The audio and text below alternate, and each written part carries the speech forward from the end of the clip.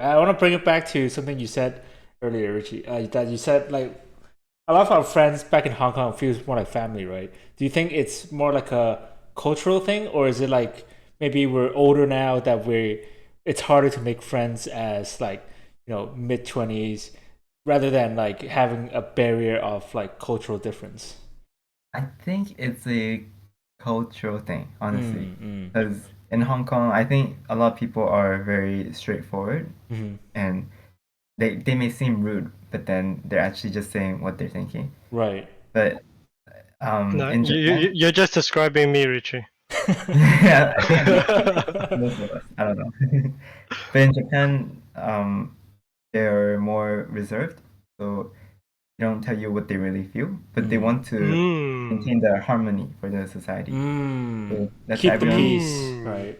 Yeah, peace, harmony is what they value. Interesting. Because I Mm. I can, like that. like for me at least, like in the states, even at university or at my job, it's quite difficult to make friends that I can call family. And like, there was a guy that I met in the last year of my stay at university, and he was from Hong Kong, and we clicked almost immediately. So I don't know if it's Hmm. like a Hong Kong thing where we're like, oh, we both speak the same language, we both have like this bluntness to what we say, and that we're pretty transparent, and that's how we can become more like familial, more than like, oh, we're just acquaintance. That's true. I never really met a Hong Kong friend here. Mm. So yeah, I don't know until I meet one. So I need to find a Hong Kong friend. Really, not a single Hong Kong person. Because I know quite a few that have at least went to university for exchange. Oh really? Like, I think I met some in the past, but then never really talked to them. I have Mm, one in my mm. company, but he doesn't really come into the office, so we talk when he's here. So that's it. But we're not like really close. Mm. Like I think, like I mean, back to that topic. It's how do I say it? Like when I like during COVID from 2020 to last year, Mm. I didn't go back to Hong Kong for 3 years. But then after I was able to go back last year, August, and I feel like I found myself again. So Ooh, Oh that's yeah. deep, Richie. That's deep. yeah, I don't know. I think you may feel the same, right, Gabriel? Yeah, After so I also had something very similar. Like I haven't been back for like 4 years because of COVID, and yeah. when I went back to Hong Kong, like everything feels very familiar, but different at the same time. Like I know everybody, all the friends, all the dynamics, all pretty much the same, but everybody has changed in some way or form, and it feels like I have forgotten that, like, oh, what Hong Kong was like, or how like where I was from originally, because I've been here for like what 4 years. Actually, including my university years, it's almost 8 years, like you. And I've Yeah. been so like integrated into like living in the U.S. and having this lifestyle, and like going back was like a reverse cultural shock for me. It was like Oh, stepping back to Hong Kong in the first time in such a long time, and like you said, like, oh, this is who I was, or like this is what I liked, and oh, this is my bed, and it's like I don't know, it's very conflicting feelings. It's just like two sides of me that's like, mm. oh, I want to go home, but this is my home? Question mark. It's like you know very very confusing, but yeah. Definitely. Yeah. But I want to know what Richie's version of find myself Mm, meant for him. Like maybe it's very different from what you felt. mm, So like I want to know what he thinks. Yeah, that's a good question. So, I don't know. Like when I'm in Hong Kong, I just feel like I am able to just be myself mm, and talk to my friends easily.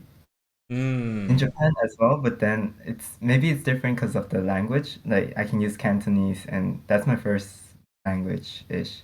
And you express yourself like in Cantonese, and maybe like your thoughts are more like I don't know, eloquent, or something like that.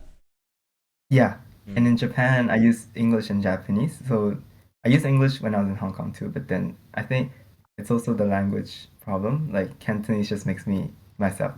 We Maybe. Mm. use would you say that in Hong Kong, I don't know about your Japanese situation, but would you say that in Hong Kong you have closer friends and that connection could really enhance like what you the feeling that you want to stay in Hong Kong more than in Japan? Or if I say no, then I'll be offending all of you guys.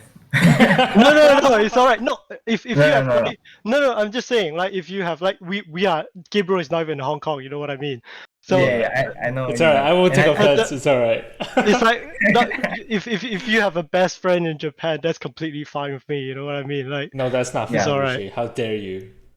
Okay, cool. Wait, sorry, what was your question? I forgot. So like, is it the friendship in Hong Kong? Is it stronger than in Japanese? And is that why you feel that way? Because you connect with the people, especially in Hong Kong, because you understand that our AIS friendship is like a family, as you said, Yeah. as that's how I describe it as well. Because yeah, would that affect how you feel? Yeah, I think I'm definitely more close to my Hong Kong friends Mm. than my Japanese friends. Maybe because I spend a lot more time with them from my childhood until Right. 18. So if there's an opportunity like now that the COVID restrictions are gone, that you can come back more often, is that a route that you're gonna take? Like, are you gonna come back to Hong Kong more often to feel that emptiness within yourself? You know?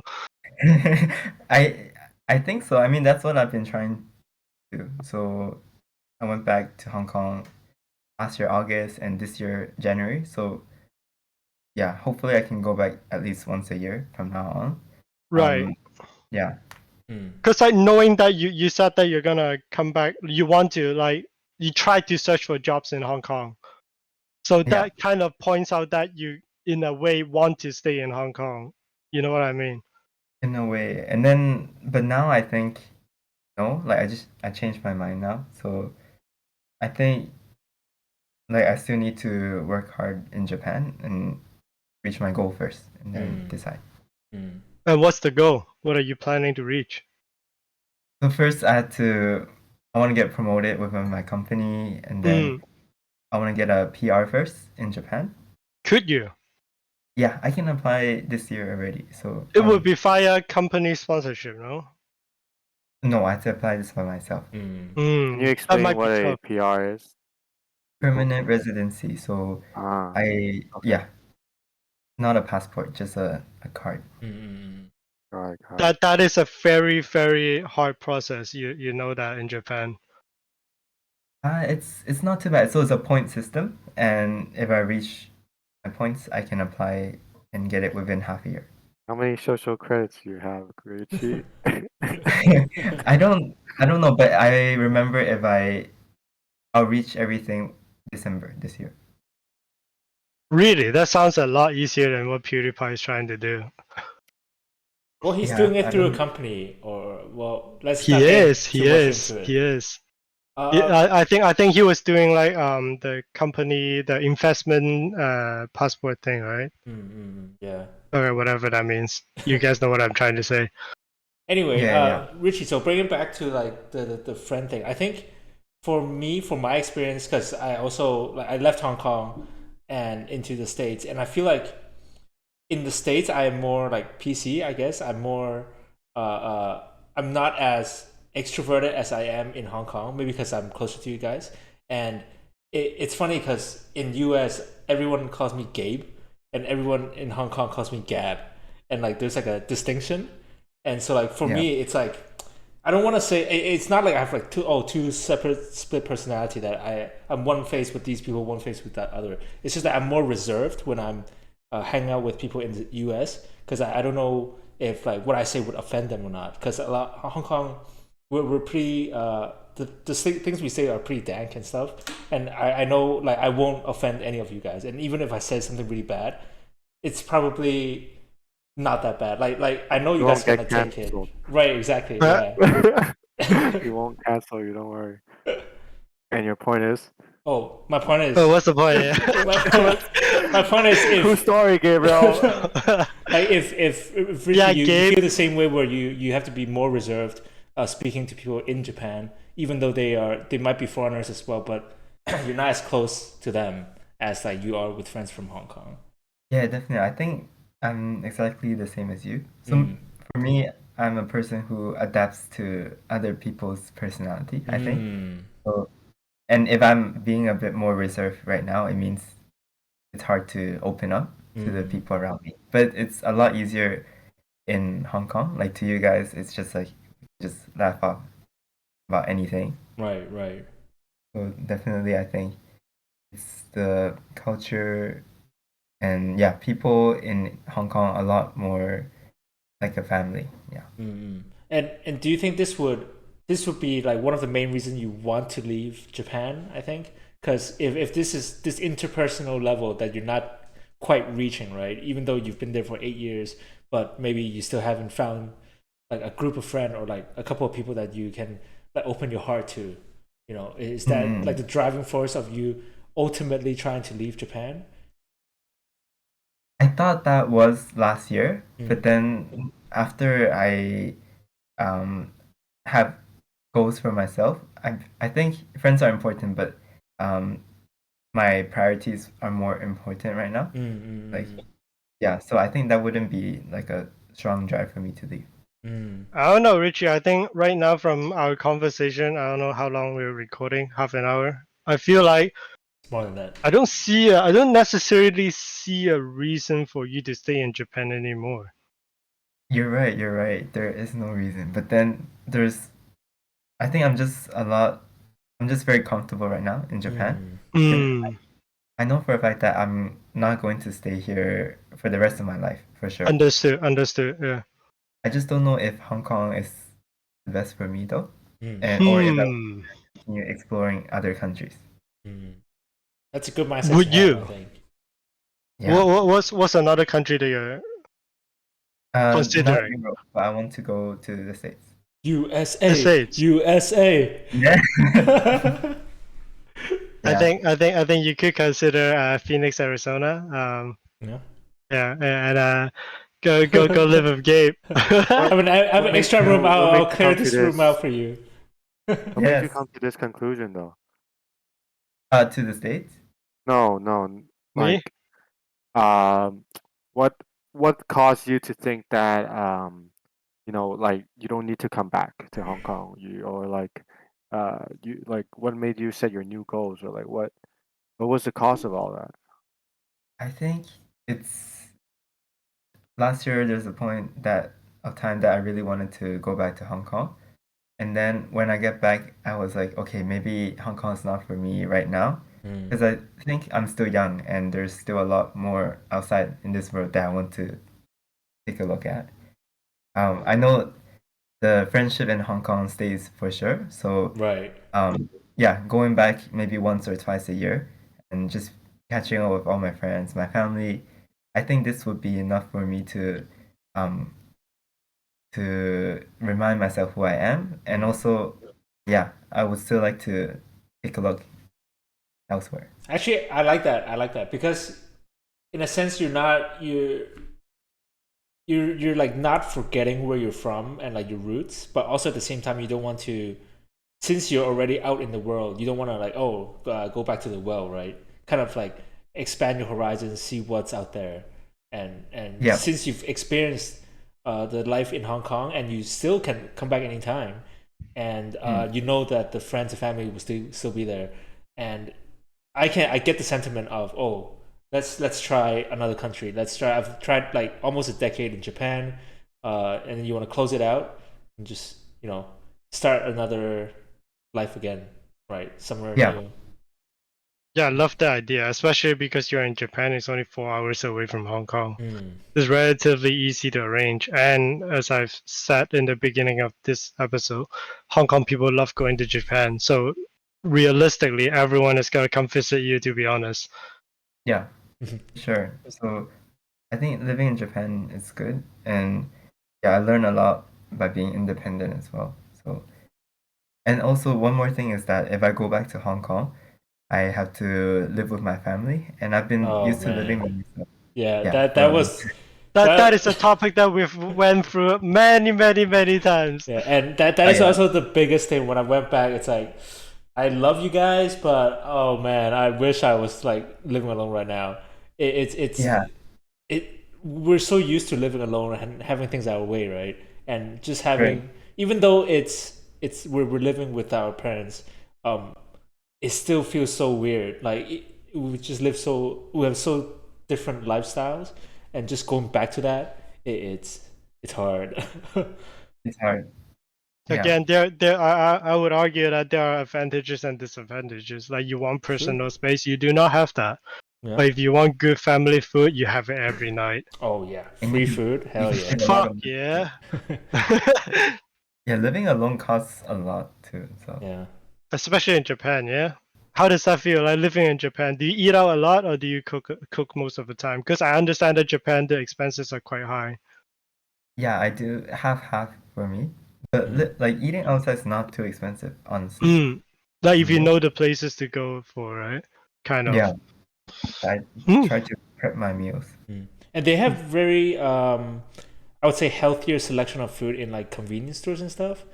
And like Yeah. like at least compared to the US, because convenience stores here are basically like gas stations, and they just have like Junks. fried stuff, yeah, and chips and stuff Yeah. like that. But in Japan you have actual meals, and like you can have like a healthy diet for like a cheap price at like a convenience store, right? Yeah, definitely. Convenience stores are really convenient here. How fitting. Yeah. Huh. What is the biggest culture shock you had, like when you went to Japan? Wait, I remember I had a lot, but then I cannot think about it right now. Your You're so trauma, used to it. your PTSD just like bury all the trauma. Covered it. I think the very first one was, for example, on the train or on a bus in Hong Kong, you can just talk loudly, you can call anyone and talk. Then in Japan, you're not supposed to do that. Right. Supposed It's to like be rude to quiet. do it. Yeah. Have you gotten into any trouble just because like you didn't know the rule? Or No. They won't say anything about it. Oh, stare at again, you. doing talk behind your shitty back, eh? Yeah. good old Asian style, you know. Right. You know how I watched a YouTube video I think last week about like those goizao. What do you call that? Izakaya. Yeah, izakaya. There are like hidden rules behind those as well. Like you have to like wait for everyone to arrive and then you kanpai before you eat. And then you start off with a low alcohol beverage and then you work your way up to like whiskey and highballs, and then you start from like light food and then at the end it's always the starch or the protein. Oh Like my God. do you even know those? Is it actually true? Yeah, we all do that. So No. we wait for everyone to start to kanpai, and then we can eat and drink. And then the first drink is always beer. Right. Yeah, beer, and then we can go to highball, like whiskey, And anything else. soju, stuff like that. Yeah, that's Yeah. crazy. I just think there are so many hidden rules. Pretty shocking for me that at the end the rice comes, like the starch, the carb. Yeah, or like you go for ramen or something, right? Yeah, or even the restaurant, like they don't give you rice at the beginning. It's always the end. Right. That's how when I visited Japan, we had shabu shabu with Korea and Richie, and then like for us Hong Kong people were like, oh, shabu shabu is hot pot, and so our minds said, oh, let's just throw all the stuff in. But then they were like, no, there's a procedure to this. So like you put it in like veggies. You eat the first. vegetable, right? No. Yeah. So you put in all the veggies, and then you cook the piece of meat one by one, and you let it simmer. And you don't want to touch it, because if you touch it, you would like, I don't know, break down the fat or like mess up the flavor. And then once it's ready, everybody like grab one and eat it, like one piece at a time with the veggies. But in Hong Kong, we just throw all the meat in, and everybody just grab like half a bowl of meat, right? And like it's the first time I experienced shabu shabu like that, and holy shit, it tastes so much better than like just normal hot pot. Dude, Gabriel, that is a pet peeve of mine. I hate people that just throw in the meat. Really? Yeah, I always do it individually. Like, why the fuck are you gonna throw in all the meat? Dude, You're I'm gonna hungry. overcook You all gotta of put them. everything in there. No. You take the beef and you put it individually and you eat that, and everything else like all the balls, all the veggie, all the tofu, all those can simmer because you suck in all the juices. Mm. But meat, you always put it individually. That's sliced beef. You always put those individually. That's one of my pet peeves. I'm like, stop throwing all the fucking meat in. I'm not gonna eat those. Those are all overcooked. Because in Hong Kong So I hot just say, pot we have like unlimited amount, right? So the more you put in, the more you can eat. That's like the concept. you're not gonna behind it. get the best quality. Like, if it's a good quality of beef, I want to do it individually and savor the flavor. Right. You know what I mean? Sure, I get you. Yeah, and sorry. I'm so sorry. We Can we keep go back cutting you to off. Richie? Who I'm cares sorry. about No, it's Go like ahead, you go can, ahead. and there are like so many intestines that you cannot overcook. Oh, sorry, Citus. We cut you off like 3 times. I know that. Yes. Yeah, I mean, adding on to what Jerry said about like izakaya, is it true that like all you can eat is like not all you can eat in Japan? Like, do they expect you not to like over like order? Consume. In Japan, I don't know. Like when it's all you can eat, it's always all you can eat for me. So I know in Hong Kong they set a time limit and they're slow as fuck. That's how they control. And you know how you go to the all you can eat sushi or like sashimi place, like Japanese style places, like you always click like 10 of those, because every time you take one, they literally give you one piece. And it fucking triggers me. Like, what the fuck are you gonna do with that one piece? And then it takes like 15 minutes, right? They set a timer for 1 hour. Oh, So you're shit. gonna have like 15 minutes and they arrive with one piece of salmon and you're like, what the fuck is this? all you can eat. Yeah, all you can eat, guys. Yeah. In Japan, I think they're really slow as well, especially with the alcohol. Like people in Japan loves alcohol. So order a beer, it will come after like 10 minutes. I just feel like the Izakaya beers are like lower in alcohol content. It's like more watery. Because they want you to drink more, no? Some. Because if my theory is correct, or like if you start from like one thing to like at the end it's like pretty hard, like you're gonna consume a lot of beverage like throughout the way. And beer is very filling, so I don't know how that necessarily work. I think it depends on the izakaya as well. If you choose a cheap one, then it's gonna be low alcohol. And I know that chicken is like a huge thing, right? Chicken? Yeah. Again, it's the same video that I watched because the idea is like chicken is very important in izakaya. Like there are different parts of the chicken that you can order. Like if the izakaya is good, there are like very specific chicken parts. Again, it's not that because they love chicken. It's just that chicken is a cheap produce compared to like beef and other proteins. That's why. Yeah, I think so. There are some izakaya just for chickens. Yeah, right. Yeah, they're actually really popular ones. So yeah, I think chicken is important in Japan. How did you learn all the the etiquettes that you should follow in izakaya? Like, did you learn it from like a local? I think I just follow other people. So Oh, but how do you know this is like unspoken rule? Like, what happens if I break it? Like, what happens if I order rice for like? Am I like considered like a super rude person? Yeah, you will be called to go back to your country. Called out. Drink, right? No, we don't serve foreigners here because you ordered rice first. Yeah, that's why I got called to go back to my country. No, but I think it's totally fine. Like it's really up to you how you want to order your food, your drink. Is it? Yeah. I mean, there's just some rules like the kanpai part. It's considered it's rude if you just drink first. And Right. I think I like no one told me about it, but then it's just like for example, someone accidentally drink it without kanpai, and they'll be like, "Oh, I'm so sorry." So like I can see it's not a So saying sorry is acceptable. Yeah. So like they'll be like, it's my mistake. And I'll know. I forgive you. You don't need to go back to your country. Yes.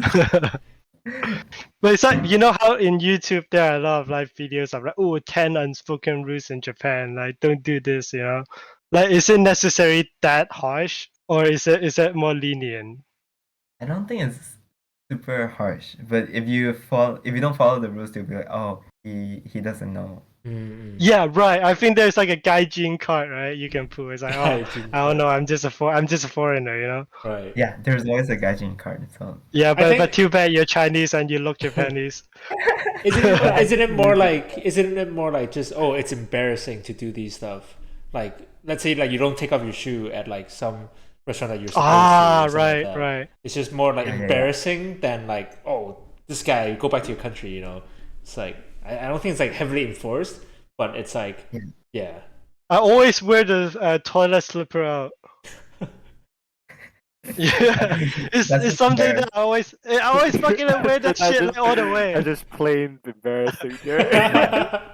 I'm like, you know, That's in not, like, that's not no one. okay, in Hong Kong households, we wear slippers, Uh-huh. and I just feel very comfortable with a pair of slippers.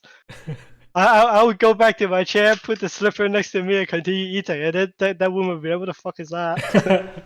That's a toilet slipper. Go back to the fucking toilet. Put it back in the toilet. I'm like, okay, sorry guys. Gaijin. Gaijin. Yeah. I But still use Just that. now when Jerry said like 10 unspoken rules of Japan, like it made me remind me of like a like YouTube video I saw. This may be a long shot, but like, have you ever been in any of those scams like that I heard on YouTube? Like, you Oh know, like no. the tour for the tourist traps. You Mm. know Oh, where they tourist like trap. Oh. where they like okay, I heard like really dark ones and like, you know, less severe ones, but like the less severe ones are usually where they like a guy like brings you to a bar and then like maybe treats you to a drink and then make you order a drink and then it costs like a lot, right? And they don't let you go out. And have you ever like heard of those or maybe like experienced them? I've heard of it. I never experienced it.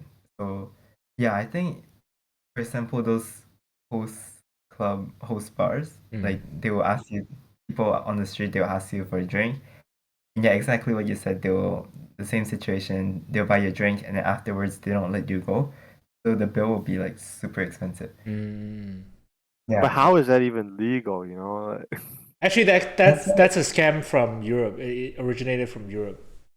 That's how they. I feel like that is not a Japanese thing, right? I feel Yeah, like it's that an is like a imported scam. worldwide thing. Yeah.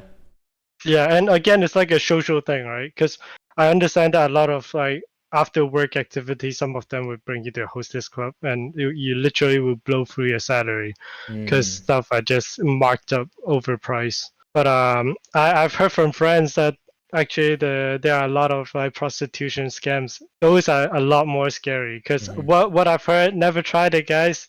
Don't say Jerry goes to those places, huh?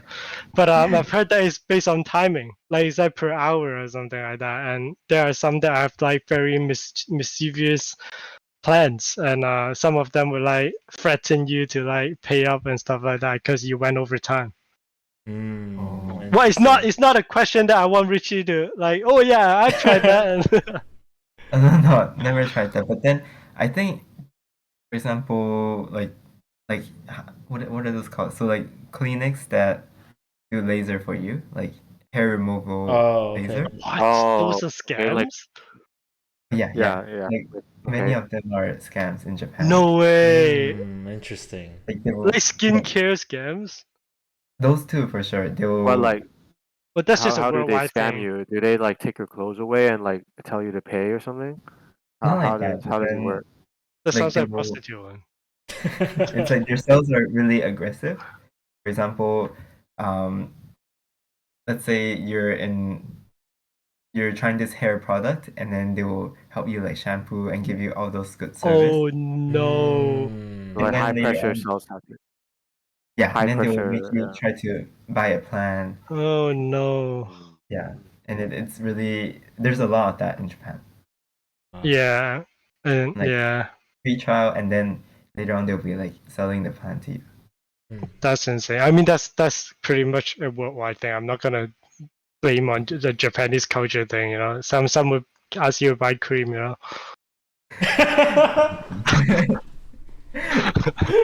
very specific Amron stuff. You know. Yeah. Is that A any? lot of that like face cream, right? Yeah, face cream, hand creams, body Okay. lotions. You know, stuff like that.